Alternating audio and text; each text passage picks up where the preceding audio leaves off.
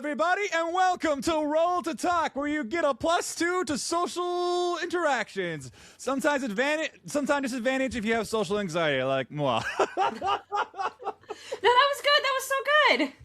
Yeah, that was a good one. Yeah, getting better. Woo! It only took, like, what, 15 episodes? Two to, like, seasons. Yeah! But yes, hi everybody, I'm Dice&Autism, I'm one of your co-hosts here, and with us today we have the lovely Witty X Witch. Say hi, Witty! Hi, Witty. Yeah! Now today we're gonna be talking something a little bit, dreadful, if you will. Yes, obviously, the game is called Dread and everything. What is Dread, you may ask? Well, Dread is probably the only TTRPG we've all played, even more than D&D, because it's Jenga. Jenga. That's it. That's the game. Thanks, everybody. Bye. But no, for real. The core mechanic of the Dread game is a Jenga tower. There's no dice. It is meant to be played in one sitting. So it's really great to get in your casual gamers. Yeah. And sort of dip their toes into RPGs. Anytime you want to do anything in the game, you pull a block from the tower and you place it on the top. If the tower falls on your turn, something dreadful happens to you. Yep. And there's a whole list of ways that the player can leave the game, whether that be, death, possession, just something terrible, You can also, if you want to go out in a blaze of glory, you can knock it over on purpose for the big self-sacrifice moment. Whatever you do succeeds, but you have something horrible happen to you after it's over. So, and that's the mechanic. That's it. It pretty much is. It is such a simple, but it's such a so simple but yet effective game. I'm just like, it just makes you feel like, oh, why did I not think of that before and everything? Right? It's like, boy, it's so cool. I've played it a few times myself, and I've seen a whole bunch of other people play it, and it's so goddamn terrifying. You would expect seeing a Jenga tower to make it, oh, this is not gonna be terrifying, but when you have something horrible happening, you're the last person alive, and your GM is like, all right, you gotta pull a block from the tower, and the tower is that really looks like they're gonna fall at any point if you just look at it, and it's like, oh no. It's so good. It's so good. Yeah, I mean the nice thing about it is that because it is a TTRPG, you're not so much beholden to the hardball rules of the first block you touch is the one you have to pull. Yeah. Although you could play it in hardball mode where especially if you have 10 players or something, you're having a Halloween party and you're playing Dread for it, you might want to knock out some people a lot sooner. So, and then they can go get the beverages. It's like a battle royale. Yeah, I mean, you could totally do it that way. But I think the coolest thing about the Jenga tower mechanic is the fact that it's a horror game, and the suspense and anxiety of the tower falling or not falling. I don't know. It's so when you're playing a TTRPG, a scary TTRPG. Yeah. And this goes for Cthulhu, this goes for D&D, Vampire. It's all of them. Yep. The horror is in the description. It's in the role play. It is how how the DM words the setting and really sets the scene.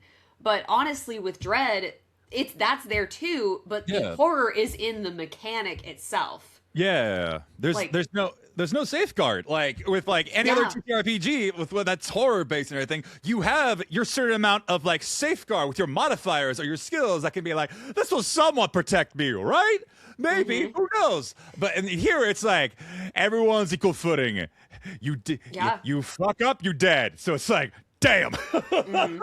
Yeah. I was describing this game to my mom, and I was getting ready for recording here, and she was like, that sounds anxiety inducing, and I just said, that's kind of the point. I mean, yeah, that's as we've talked about with some of our guests this season, talking about horror being therapeutic in a lot of ways. This is a way that you can play with your anxiety and what feels safe and what doesn't. in a very real physiological way, because you are scared of the tower falling and making a noise. You are scared of the tower falling on you. Maybe you get a splinter out of it. Like, that sucks. You know, this is a pretty cheap set, so this one is a little bit splinter prone. Okay. But, you know, and if you're playing, like, you know, the big life-size Jenga. Oh, God. But how fun, right? It is! And I have seen, like those real-life Jenga stuff that are, like, kind of like just planks of wood and stuff, and it's like, damn, you really brought this to the party here? Like, awesome, but it has to be suck to, like, carry it around. I know. That's why you go to, like, you know, bar patios and do it. Exactly. But yeah, I just really do love how simple it is. And when you look at the rules and everything, it's very much just kind of like the guide of, like, you are making a very, very, very flawed character. These characters aren't really ones that are going to be liked per se due to the choices they're going to be making in the heat of the moment. This game pretty much says, hey, there is no way magical powers that you can, like, facade yourself out of and everything.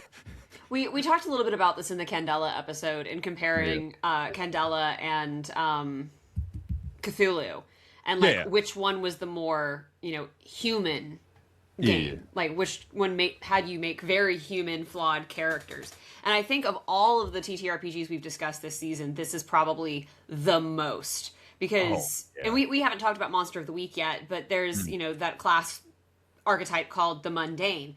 You're all mundanes in this, like you're all just, you know, boring 9-to-5ers basically.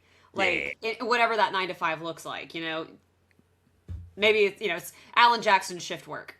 But that said, it's so human. And so, like, yeah, we as people at the end of the day have, like, I mean, we're the human animal. We make human and animal type reactions when under stress or fear.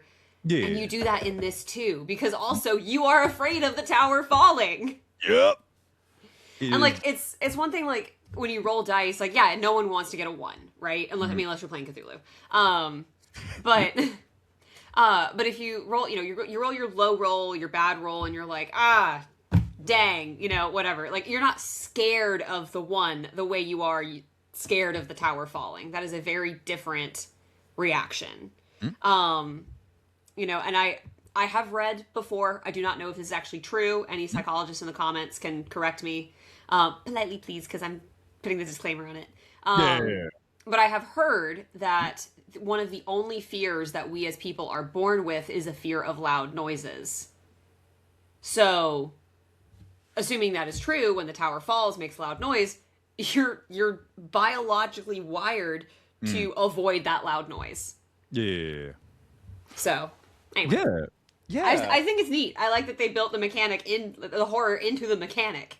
Oh yeah, definitely. It's just, I just truly love it, and like, you can definitely tell a GM who specializes in those kind of things and how when they're narrating and describing things to the other characters. My favorite thing to see is when they're sort of like the needling narrator. Okay, this might be like a very niche old school reference because I like to listen to a lot of like old media from like old Hollywood and radio plays and everything. But has anyone here heard of like the old school radio show The Whistler? I've not. Okay, I'm gonna just keep my hand up and just put it down. Okay, so The Whistler is sort of like an old school radio show where there'd be a guy, hello, I'm the Whistler, and I tell all and see all things that people do that's usually horrible. And he always like it's a very fun and fascinating show, especially for that time when you just kind of like listen to all this shit. It's like, oh, hey, this is pretty good, and you just hearing him like narrating the character's action, what they follow and do, and he's always like kind of like not the devil on your shoulder, he's more kind of like doing commentary and being like, oh yes, you feel this way, it's kind of sad, isn't it, kind of annoying, why shouldn't you do all these things. It's like being that douchey bully and just kind of like almost manipulating you into like doing those sad things or seeing what you when you get to that stressful point. Sometimes it's surprise, like, oh, hey, you did this. And other times it's like, oh, you did do that. You failed. Anywho, next person. It's just that's the vibe I get from it. And seeing that implemented with like other GMs who do that is just like really good, especially because my first like exposure to Dread was from like the Geek and Sundry thing and everything when they had that special one shot with everything, and then they turned it into like a cool like limited series cinematically and stuff that was like a sort of sequel to like the first one, and then there was like another like Dread limited series that I have not been able to find.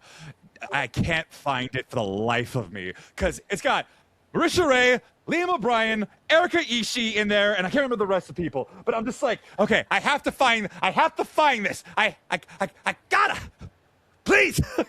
Yeah, we played it several years in a row at Dragon Con.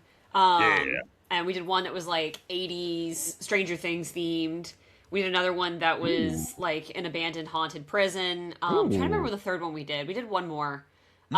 We did like film students out in like the mountains meeting the monster. And I remember playing that one, and you know, it's a one shot, it's a live show, and it's like, oh, Derry, please come in. And I was like, my character is gonna have to be like I didn't even write her to be this stupid, but she's gonna have to be for the plot. So she's suddenly she's like, yeah, of course we'll come in. But I remember being like, nope.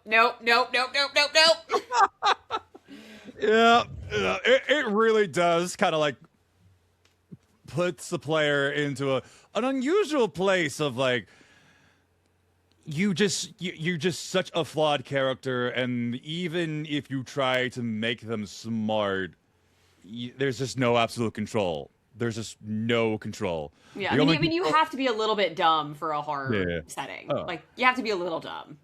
Yeah, very much. Look, it's okay to like try to be that person watching the horror movie and going like, oh, don't go in there. But you can't really do that in like a game per se, because that just takes the fun out of it all and everything. Right, it's exactly. Like, it takes the narrative out.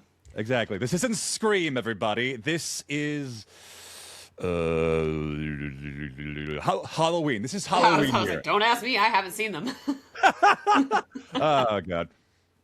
But yeah, I mean, speaking of narrative, like one of the things that I think is really neat about this system too is like, again, it is like the world is practically your oyster. There's no classes, there's no, species, races, lineages, any of that.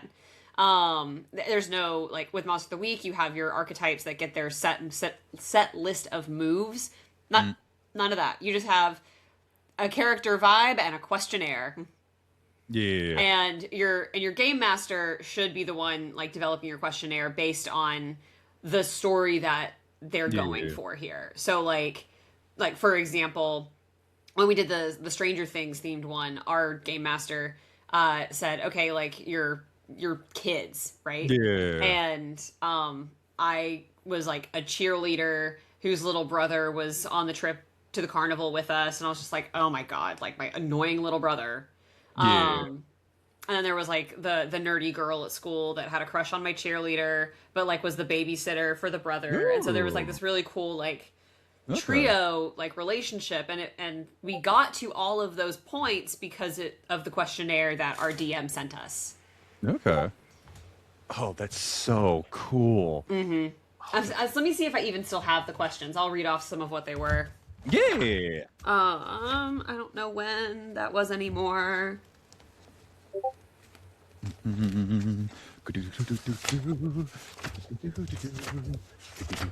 It's also possible I ripped this out of this notebook so that I had it right in front of me.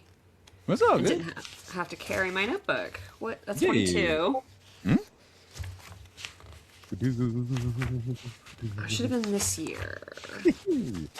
Yeah. And I think here we go. What? Found it. So again, I was given the cheerleader character, or cheerleader archetype. What first made you want to try out for the cheer team? How do you feel about your reputation as a goody-goody? What is your strongest subject in school? What upcoming event are you looking forward to? What makes the jock so irresistible to you? Hey, okay. What is it about you that people find so attractive? When did you feel closest to your younger brother? What was it about your most recent nightmare that made you wake up in a cold sweat? What about your parents makes you feel inferior? What talent of yours would most surprise others? Ooh. And so, like, those are the questions that were given to me for this character, and I answered them in different ways. Yeah. And I do remember one of the ones that was funny was I answered the secret talent as I can headbutt a can open, because I was thinking of her as like kind of like a pre-frat party girl. Okay. Okay. I mean, she was in high school, so like obviously she's not going to frat parties, but like you know, like leading up to that, and I had seen this woman on TikTok or Instagram at the time just go, and I was like, that is so cool. Like that was just in my brain. And so then when we were fighting the big bad at the end, I did actually like get to use this like headbutt talent of mine. Oh, hells yeah. Right. So, you know, I wouldn't have thought of that if I hadn't written that in my notes. Yeah. So there's things like that you get these questions from your DM or from your game master, and then you answer them however you want to, but those really help your character in this system feel more like a real person and not just a random archetype. Yeah. Yeah, I love, like, you were able to, like, do the whole headbutting thing with the question and, like, being effective. I feel like that's also something I really do kind of, like, that kind of, like, gives you kind of, like, the checkoffs, like, question gun and everything. Like, what's this hyper-specific thing that your character likes to do and everything? And then, like, you being able to find, like, oh, wait, I can do this! And the GM's like, yeah, pull some blocks. It's like, huh? So it's like, okay, cool. Oh, lordy.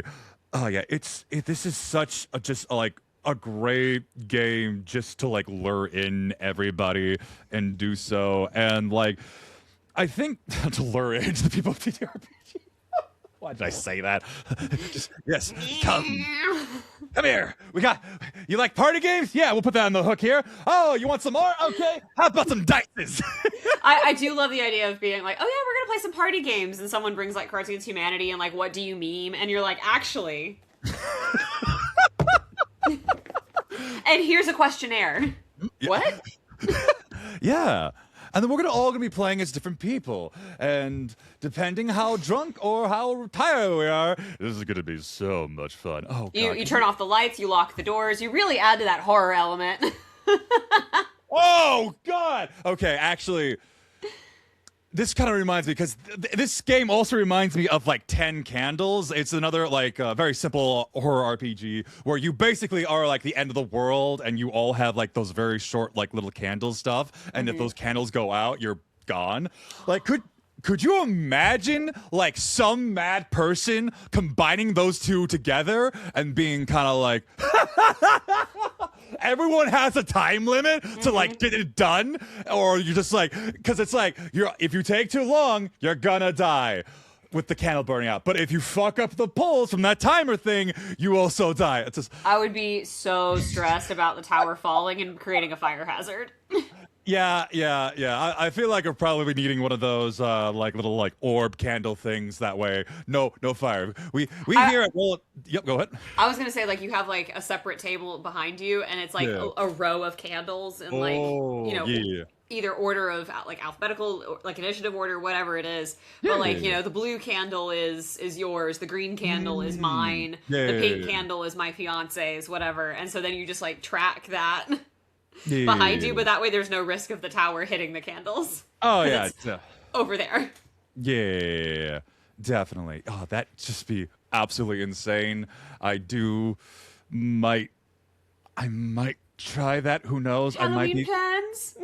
Halloween plans. Who knows? I will travel across the states and countries to gather my TTRPG homies to play and everything. Because I don't got people in the small town that I live in and stuff. So that's so real. Yeah, I do the thing I really do love how it's so accessible and everything, and there's also like an alternative rules that's sort of like a pick up sticks dice situation. I was kind of like skimming through where it's like, okay, you kind of like have a set of dices, and like you kind of need the dice that you're gonna be. I think from what I understood, you throw the regular stack of dices into those like square numbers and everything, and if they don't hit those square areas, you've gone, if I remember correctly. I mean, I've never played it with the dice, so I'd have to look back at it. Yeah, I'll probably have to look back at. I'll make sure to go. Hello, little guy. She back. She back. Yeah, but I really do love this game just with the fact that it's just also like a nice fun spectrum of like, oh yeah, how scary are we gonna be here? Because like I think like the best example to kind of like get the vibe and understanding of what Dread is like watching Smosh, like with their whole Smosh versus series they've done and everything. Because they've done it with like all the teenagers zombie apocalypse. They've done it with like a sleepover and aliens. And my personal favorite one, Smosh versus Santa Christmas zombies. It was just like. That was glorious. And one thing that was just like so great and do and everything, there was a moment where there was like a high intense scene happen and everything, and one of the characters kind of like knocked down the tower and everything to have their blaze of glory to help out the other person. And it was like the last like hole of the game, and the DM was like, hey, I'm gonna need you to stack up this tower in 60 seconds, otherwise you're gone. And it was such a great moment. And the poor person had like a cast on their arm during the recording, so she was practically doing it one-handed. I was like, oh, this is horrible. Oh no. But it was so good. It was so good and fun that you can still like be goofy and fun. And the game also encourages it as well. Like, there's kind of like a hidden like unspoken rule, but it's a hard rule when you're playing a TTRPG that's horror based, that you're gonna have to be a little bit more serious. You can be goofy, but it's more kind of like not the whole screwball comedy. Yes, it's like very much like, hey, something funny just happened. We're just gonna do a little bit of funny, but it just like encourages like, go goofy, but also be scary. Yeah. And there's so many like funny things you can do. You know, again in that Stranger Things one, we went and it was like dead silent. Our Smarty Pants character is like, oh, and like this is the type of bird here, and like this is totally normal or whatever. And the little brother's like, where are the birds now? Like the comedic timing was iconic. So there's so many ways you can do that funny. But also like you made a comment about like the humor in horror and like kind of that weird intersection, but like the book also gives you like guidelines for how to run different types of horror. Yeah. Whether that's suspense, gore, supernatural, a mystery, like it gives you those guidelines and then has a few like examples in the back. And one of the things I really appreciate about how simple this system is also how concise it is. I don't have the book to show the audience, but like she's not that big.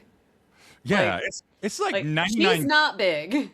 It's 99 pages. This thing is basically a baby novella here. It's like it's like formatted so well. You can read it very simply. It's just yeah. The like type of the horror genre guideline sections are like 3 pages long a piece. Yeah.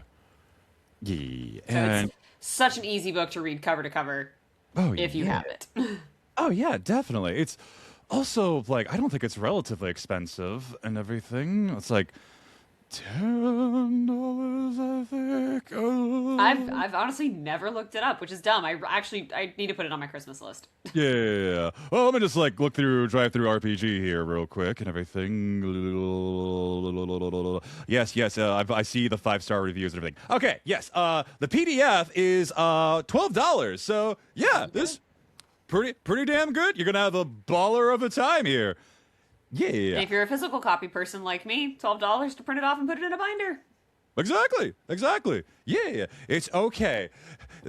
if you have PDFs, make it into a physical and just do what you can and everything. Just make sure you have one of those good printers, or maybe go to like a library printer at least and everything. So you can cost back on like the cost for like getting paper and ink, because those are always like expensive and everything. It's just like, Yeah, let me shout out your library again. Go to the library, print off your stuff. I get $10 of free printing a month, and each page is like 20 cents. yeah. So that's 50 pages. Yeah. So yeah, that's pretty good. Support your libraries, everybody. Go to your libraries. Yeah. And I don't have to have a printer at my house. So Yeah, exactly. They'll also have some cool TTRPGs as well and everything. Who knows? Maybe they'll be a little cool. So we've gone through pretty much everything with this game. It's just like a very simple and like game that doesn't really need a lot of analytics and like analytics. Yes, 2 + 2 = square. But no, like any like closing thoughts or vibe with it, or no, and since like of overall vibe of like the seasons in general, since this is like the like sort of like season finale, I believe. Yeah. Yes. Yeah, it is. Yeah, it is. Brain. Since we've done so much horror here, what is your general consensus for TTRPG horrors and all the stuff we've talked with? As you know, I've said it multiple times, but as a certified chicken, and someone who does not watch horror movies, like I'm really trying to gear up to watch Sinners. Like I really want to watch Sinners, but I'm also like, but I'm worried it's gonna be scary. Like I'm just that person. I absolutely love horror TTRPGs. I think that they are a really like we've said again, there's safe ways to explore this without it being like overly graphic. And, you know, leaving me a certified chicken with nightmares and at 32, 33 years old wanting to sleep with a nightlight again. So, I love horror TTRPGs. I think it's really fun and creative how many different ways people have included that in their mechanics, as opposed to just, you can do horror in D&D. Like, yeah, sure, but that's not as fun and creative as Dread. Exactly. Or Cthulhu's Insanity mechanic. Like, I don't know. So yeah, I'm a big fan of horror TTRPGs. I think they're really great. But really, the real horror is spring shedding. Yeah, as a cat owner, definitely. It's everywhere. Oh, comb your cat if you're able to. If not, I find just kind of like doing like the whole sort of like gentle claw, like kneading also works as well and stuff. And have a lot of treats. Have a lot of treats. It's just floating in the air. Oh yeah. My cat, she doesn't shed too much. It just kind of like sticks to her, and then because you can like, I can gently just like pet her, and then all of a sudden I have so much fur on me. And it's like it's way more like cats usually do that, and like so do other animals, but it's like this is excessive. What the hell, Zelda? Yeah. Yeah. Yeah, her too.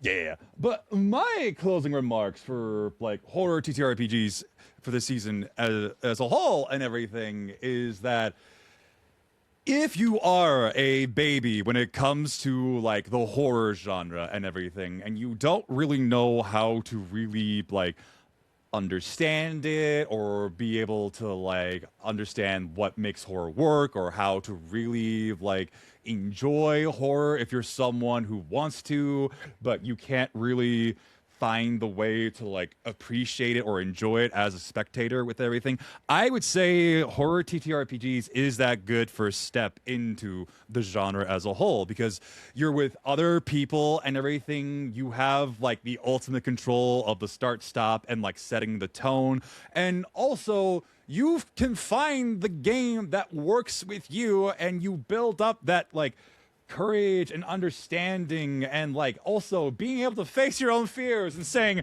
fuck you, Strahd, and your weird creepy incel bullshit. Yeah. Incel bullshit. But you should also check out that podcast episode that we did with Traveling Nerding on here, where we talked about Strahd and everything. Really, really cool episode. So yeah. But no, that's all I gotta say with that. And that Dread is probably that great introductory one of like, being able with friends and just having like, yeah, we goofy. Mm-hmm.